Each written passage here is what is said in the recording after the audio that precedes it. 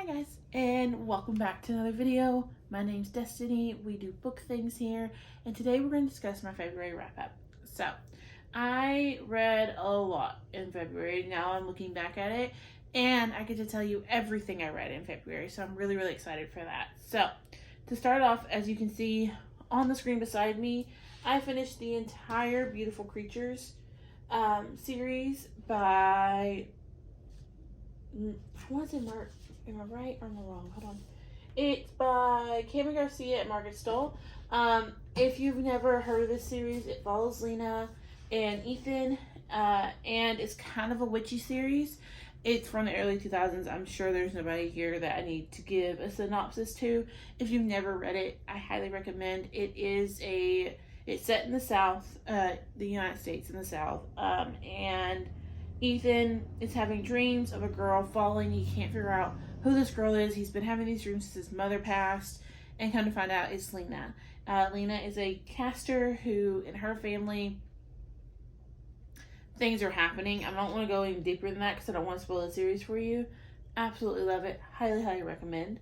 Next, the thing I finished was actually the writing retreat by, I'm going to put it by my head because I don't remember who it's by. I have thoughts. I have so many thoughts. There is a book of the month. Is a book of the month worth it? Coming out here shortly. Watch out for that video. I'll give you a full synopsis and breakdown of what I thought of this novel. There will also be a blog post tagged in that post that you can read it as well. I don't want to go too much into it. Just know that I gave it 3 stars. It probably won't live on my shelves. I'm probably going to put the dust jacket back on it and donate it as soon as I can because it just was not my cup of tea. Next thing I finished was The Girl Who Played with Fire. I'm not even going to try to pronounce his name because I say it wrong every time. This is the second one in the Millennium series. The first one is The Girl with the Dragon Tattoo. I absolutely love these. I went into this not knowing if it was going to be a reread or if I had been reading it for the first time because I could not remember if I had read this one. I had. I remember the end of it, and I remember the very beginning of the third one. So I never finished the third book. So, I'm excited to get back into the third one and finally finish the series out. I absolutely love this. I did not see the ending coming, and we leave our characters at a very pivotal point, so I'm excited to see where he takes this. If you don't know the history behind these novels, he wrote the first 3 manuscripts, turned them into his editor, I believe, and then passed away. Literally. Didn't get to make edits or anything. He passed away. So the first 3 books in this series were all written by him at one time. And then has been somebody who's added on to the series, as with permission from the family, I think, or whatever. But I don't know if I'm going to read those. I'm probably just going to read the 3 and leave it. But I did finish this month.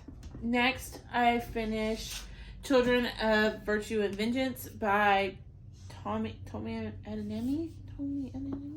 Am I saying that right? Tomi Adeyemi, I believe. This is I want to say West African, but I could be completely wrong. I'll have to look it up to double check, and I will put it on the screen if I'm wrong. Folklore kind of retelling, or fantasy based. So the first one is Children of Blood and Bone. You're following Zuri. Zuri lives in a world where magic has been eradicated. Her mother had magic and was killed for her magic. And the children who have magic and the people who have magic have white hair. And Zuri sets out on a quest to bring magic back with the princess and her brother. And obviously crap starts happening. This is the second one. I gave this 5 stars, by the way. This one I ended up giving 4 stars. I love the way it ended. We're supposed to be getting another one this year. I'm excited to see where she takes it. The way this one ends, it could take a historical spin, and I'm kind of excited to see if she takes it there. But I finished that. Next, I finished Mama Dearest by Elin Harris. I want to say I gave this 5 stars. I liked it. I love this. The character arcs in this are really good. I will say this is the 3rd in a series, and I feel like Yancy as a character at this point has done a it's been a roller coaster, because I felt like in the first one she did a lot of growth and got to like a good place where I thought I was gonna like her as a character, and reading through the series, like she's gonna grow more, it's gonna be awesome. And then I got to the second one and she went back and she reverted really, really hard. And then she grew a little bit in the second one, and then this one she grew a whole bunch. I really, really enjoy this. I really enjoy his writing styles. Yeah, I finished that this month. Next, I finished another book of the month book, and that was Like a Sister by Kelly Grant.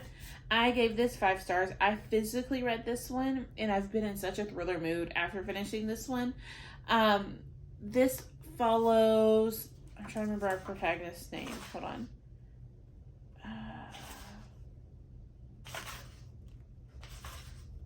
It's told from somebody else's perspective. It's not the easiest thing to find out. Lena? Am I right?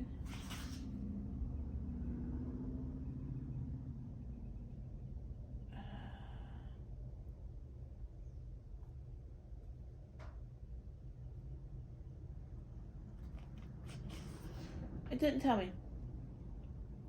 I think her protagonist's name is Lena. Because they call it's. Am I right? Yeah, I'm right.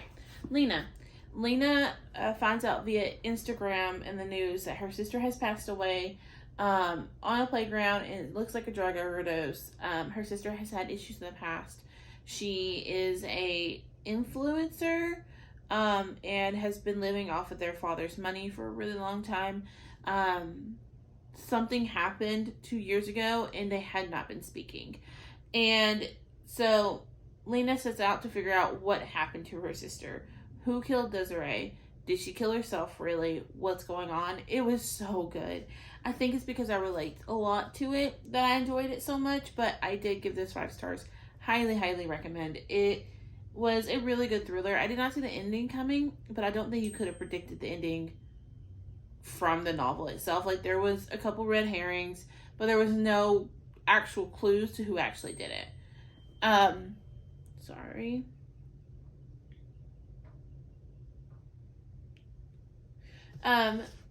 Next I read Things We Do in the Dark by Jennifer Hiller. I'm not going to go into this one too much. It may be one I'm donating as well. I gave it 3 stars. It was nothing to write home about. I enjoyed it, but it just, I don't know how to explain it. I don't know. The ending kind of made me angry. I wish we had left it where it was at.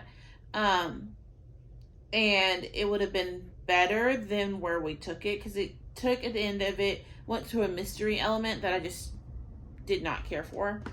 And then lastly, I finished Like a Party by Claire McIntosh. This one was so good. I had never heard the Welsh language. I'm so sorry if I'm saying that wrong. Until this book. This book takes place in a small town that's on the border of, it's England and, I can't think of the country now.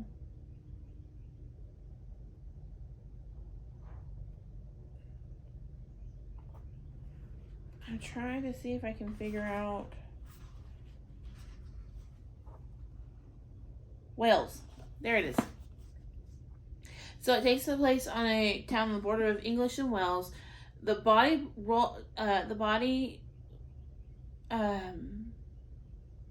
washes up on the Welsh side of the lake, but he lived on the English side. So 2 detectives have to work together to figure out who killed Reese. And throughout this book, everyone wants this man dead. And at one point in this book, I wanted this man dead. And honestly, it's a good thing he died. I'm just going to say it. It's a good thing he died. If you read this novel, you'll understand. By the end, I did not see the ending coming at all. I did not. There are so many red herrings in this one as well. It is Agatha Christie level of red herrings, where you think there's like 4 different people at the end of it that could easily have done it. No, hands down. And when it turns out who actually did it, wasn't even one of the 4 people I had picked out that had done it. So yeah, I highly, highly recommend. I gave this 5 stars. If you want to know more of my thoughts and stuff, there is a full book of the month vlog where I read 4 different books of the month books to see if the subscription was worth it, like I did the script one earlier this month. So highly recommend you check that one out. I will link it below when it comes out. But that is my February wrap up. So I read 1, 2, 3, 4, 5, 6, 7, 8, 9, 10. I'm missing something. Oh no, I'm missing audiobooks. I also listened to Lost in a Memory and Found, the new Shonda McGuire. I loved it. I gave it 5 stars as well. And then I also finished Unbirthday by Liz Braswell, the Disney retelling. That one I didn't love as much. I think I'm going to give it a 3. It was good, don't get me wrong. I think it was an adult look at Alice in Wonderland. It kind of took it and turned it on its head a little bit, but not different enough for me. I have felt this way about the last one I read that was written by Liz Braswell, that she did a Sleeping Beauty retelling, and I felt like it didn't change the story that much.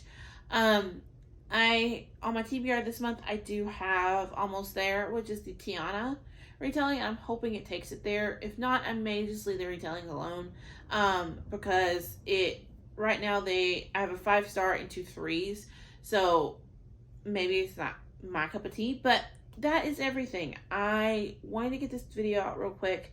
I'm glad that I'm getting this month of videos done, and I will see you on my next one. Bye, guys.